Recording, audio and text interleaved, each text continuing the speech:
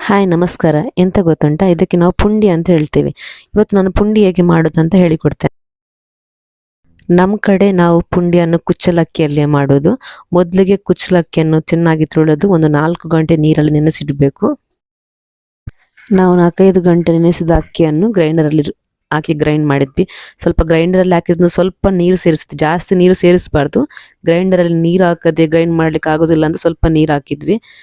ಕಡೆಯುವ ಕಲ್ಲಿನಲ್ಲಿ ಆದ್ರೆ ನಾವು ನೀರು ಸೇರಿಸದೆ ರುಬ್ಬಬೇಕು. ಸ್ವಲ್ಪ ಉಪ್ಪು ಸೇರಿಸಿ ಗಟ್ಟಿ ಗಟ್ಟಿಯಾಗಿ ರುಬ್ಬಬೇಕು. ಗ್ರೈಂಡರಲ್ಲಿ ರುಬ್ಬಿದ್ರಾಗ ಸ್ವಲ್ಪ ನೀರು ಹಾಕಿದ್ರಿಂದ ಸ್ವಲ್ಪ ನಾವು ಒಳ್ಳೆ ಒಂದು ಟವಲಲ್ಲಿ ಅದನ್ನು ಹಾಕಿ ಸ್ವಲ್ಪ ಹಬೆಯಲ್ಲಿ ಸ್ವಲ್ಪ ಒಂದು 10 ಮಿನಿಟ್ಸ್ ಸ್ಟೀಮಲ್ಲಿ ಇಟ್ವಿ. ಯಾಕಂದ್ರೆ ಅದು ಪುಂಡಿ ಮಾಡಲಿಕ್ಕೆ ಗಟ್ಟಿ ಗಟ್ಟಿಯಾಗಿ ಬರಬೇಕು. ಕಡೆಯುವ ಕಲ್ಲಲ್ಲಿ ನಾವು ಮಾಡಿದ್ರೆ ಈ ಥರ ಮಾಡುವಂತ